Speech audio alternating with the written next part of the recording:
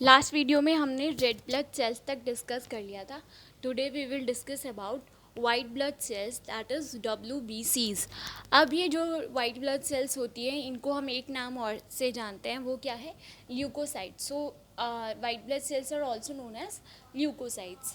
अब जो ये क्या है, एक हमारा जो इम्यून सिस्टम होता है दैट फाइट अगेंस्ट डिजीज़, तो वो इसका इम्पॉर्टेंट पार्ट होता है. वाइट ब्लड सेल जो है वो इम्पॉर्टेंट पार्ट है किसका? हमारे इम्यून सिस्टम का. कैसे? क्योंकि ये हमें प्रोटेक्ट करता है. किसके अगेंस्ट प्रोटेक्ट करता है? जितनी भी हमें इन्फेक्शियस डिजीज़ होती है, जिनसे हमें इन्फेक्शन होने का डर होता है, उन सारी डिजीज़ से. और फॉरेन इन्वेडर्स जस्ट मीन कि जो हमारे इम्यून सिस्टम से नोन नहीं है या पहली बार जो हमें अटैक करेगा, उसके अगेंस्ट भी एंटीबॉडीज़ कौन तैयार करता है? हमारा वाइट ब्लड सेल्स. तो ये इंपॉर्टेंट पार्ट है इम्यून सिस्टम का. क्यों है? क्योंकि ये हमें इन्फेक्शियस डिजीज़ से और फॉरेन इन्वेडर्स से बचाता है. इसका जो शेप है वो एक राउंडेड होता है या फिर इरेगुलर शेप होता है. यानी एमीबॉइड का नाम क्यों दिया गया है? Amoeboid is taken from amoeba, क्योंकि एमीबा का शेप कैसा होता है? इरेगुलर. इसीलिए इसको एमीबॉइड या फिर राउंडेड शेप के होते हैं जनरली.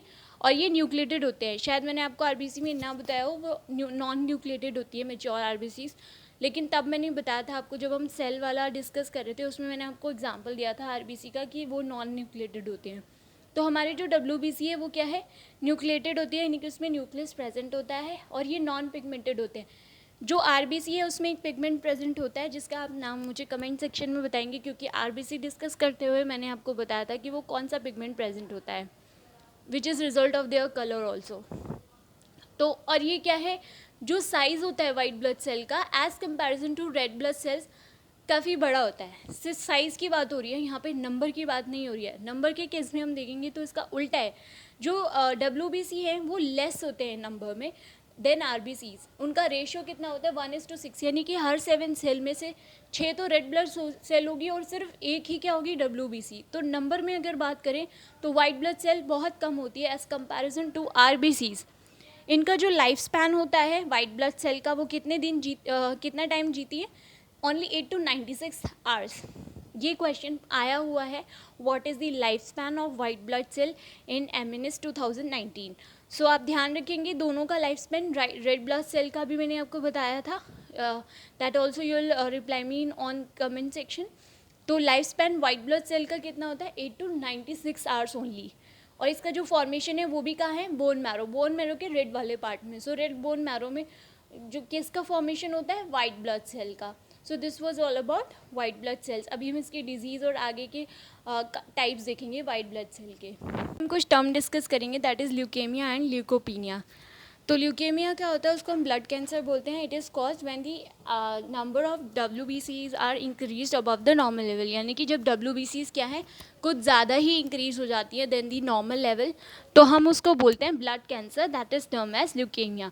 और जब रेड ब्लड सेल इंक्रीज हो जाती हैं तो उसको क्या बोलते हैं? पॉलीसिथेमिया. और यहाँ पर ल्यूकोपीनिया किसको बोलते हैं? जब WBC का जो काउंट है, यानी कि नंबर में WBCs कम हो जाती हैं, तब उसको बोलते हैं ल्यूकोपीनिया. और रेड ब्लड सेल्स जब कम हो जाती है तो उसको बोलते हैं एनीमिया, यानी कि ब्लड लॉस.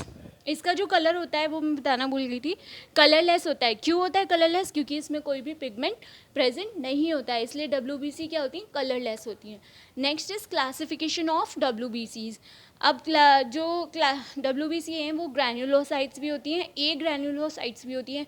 ग्रैन्युलोसाइट्स जो हैं वो फर्दर 3 उसमें डिवाइड होती हैं, जैसे न्यूट्रोफिल, बेसोफिल्स, इन सब में. और ए ग्रैन्युलोसाइट्स भी डिवाइड होती हैं अगेन. तो हम 1 by 1 पहले डिस्कस करेंगे. पहले हम ग्रैन्युलोसाइट्स को डिस्कस करेंगे. ग्रैन्युलोसाइट्स जो होती हैं वो WBC का 65% होती हैं. और इनको फिर 3 पार्ट्स में डिवाइड किया गया है. पहला है न्यूट्रोफिल्स. न्यूट्रोफिल्स क्या है? 62% कॉन्स्टिट्यूट करती हैं वाइट ब्लड सेल का. इसका जो न्यूक्लियस होता है ये किस बेसिस पे डिवाइडेड है? इनका जो न्यूक्लियस का शेप होता है उस बेसिस पे इनको डिवाइड किया गया है. इसलिए न्यूट्रोफिल्स हैं, उनका जो न्यूक्लियस है वो उसमें लोब कितने होते हैं? 3 to 5 लोब्स प्रेजेंट होते हैं न्यूट्रोफिल्स के न्यूक्लियस में. और इनका जो लाइफ स्पैन है वो 10 से लेकर 12 आवर्स तक होता है. इनको हम सोल्जर्स ऑफ बॉडी भी बोलते हैं. क्या बोलते हैं? Soldiers of body. किसको बोलते हैं? न्यूट्रोफिल्स. और न्यूट्रोफिल्स किसका पार्ट है? ग्रैन्युलोसाइट्स का. नेक्स्ट ग्रैन्युलोसाइट्स में आता है बेसोफिल्स. बेसोफिल्स क्या है? उनको हम साइनोफिल्स के नाम से भी जानते हैं। इसमें न्यूक्लियस कितना होता है, 2 या 3 लोब होते हैं। इसके लोब्स जो होते हैं पार्ट्स में 3 या 2 होते हैं, इसमें 3 to 5 थे न्यूट्रोफिल्स में। और इनका न्यूक्लियस जो है एस शेप का होता है, न्यूक्लियस एस शेप्ड होता है। और इनका जो लाइफ स्पैन है वो कितना है, 8 to 12। जो ये न्यूट्रोफिल्स थी वो 10 to 12 आवर्स का लाइफ स्पैन था, लेकिन बैसोफिल्स का 8 to 12 आवर्स का लाइफ स्पैन है। और बैसोफिल्स 2 इंपॉर्टेंट चीज़ सिक्रीट करता है, दैट इज़ हिपैरिन और हिस्टामाइन। जितना भी एलर्जिक रिएक्शन होता है, या फिर हिपैरिन का मोस्ट ऑफ द वर्क क्या होता है कि ये एंटीकोगुलेट की तरह काम करता है। ये हमारी बॉडी में ब्लड क्लॉट्स बनने से रोकता है, इसीलिए इसको हिपैरिन सिक्रीट करता है। और हिपैरिन को कौन सिक्रीट करता है, basophils. So heparin and histamines are the 2 main important elements you should know about basophils. Next हम फर्दर डिस्कस करेंगे नेक्स्ट वीडियो में।